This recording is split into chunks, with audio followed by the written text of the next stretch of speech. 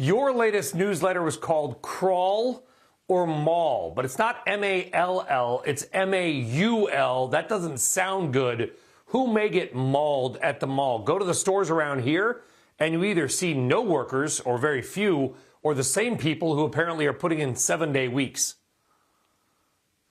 Yeah, Brian, you've seen, we just had an investor conference that was virtual, and we heard from some companies like Bath and Body Works. We heard from a company called Torrid talking about this January lull. So there's this usually semi-annual clearance sale at Bath and Body Works, and it just wasn't what they expected. So, you have to consider, remember, those child tax credits are behind us.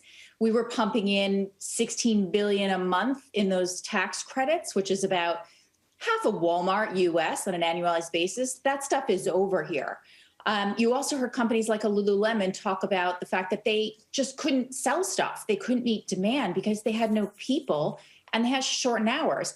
I think for Lulu, that's absolutely legitimate. If you were in the mall and looked at lines of 40 people just standing around trying to buy something, for some of these names, there's a buying opportunity, and I think Lulu is one of them. Yeah, we heard, Stacey, so much about the massive buying of gift cards over the holidays, which that's good. That money will eventually get spent, but you've got to go to a store in some case. You can buy online. People like to buy clothes in stores, and the stores are messy, or there's nobody there, or you just, to your point, there's 20 people in line. Are there companies or stores or retailers that are able to get people, that are looking better, doing it better? Who's on your nice list?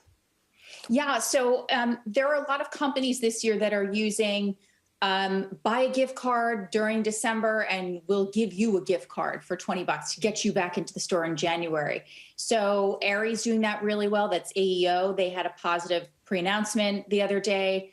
I would say Abercrombie is another company that talked about the fact that they had a shortage of inventory, so couldn't sell to where demand was. And what I saw in stores, that again is legitimate. People in the stores are just like, we don't have anything.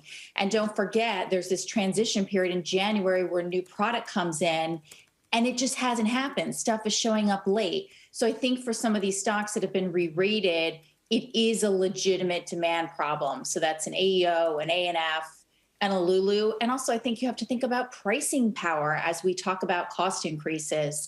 You want to stick with those brands who really can raise prices 6 to 10%, because that's what we're going to see next year.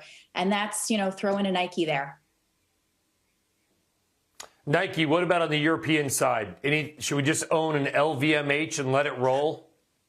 Yeah, what I saw is, again, same thing in Europe. It was particularly in luxury, the lines. I mean, there were like 40 people waiting to buy an LVMH bag. That could be 2 hours sitting in a store.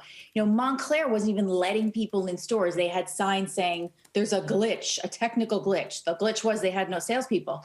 So, I think you can still own LVMH here. Kering has more newness than I've seen in years. That's Gucci. Montclair, I think, had some issues selling stuff because of the complete lack of staff. And also JD Sports, footwear, Nike, one of their biggest suppliers. They have the buying power globally. They're 40% in the US, 40% in Europe. They just raised guidance, margins intact, full price selling intact. So that's kind of my bucket list for 2022.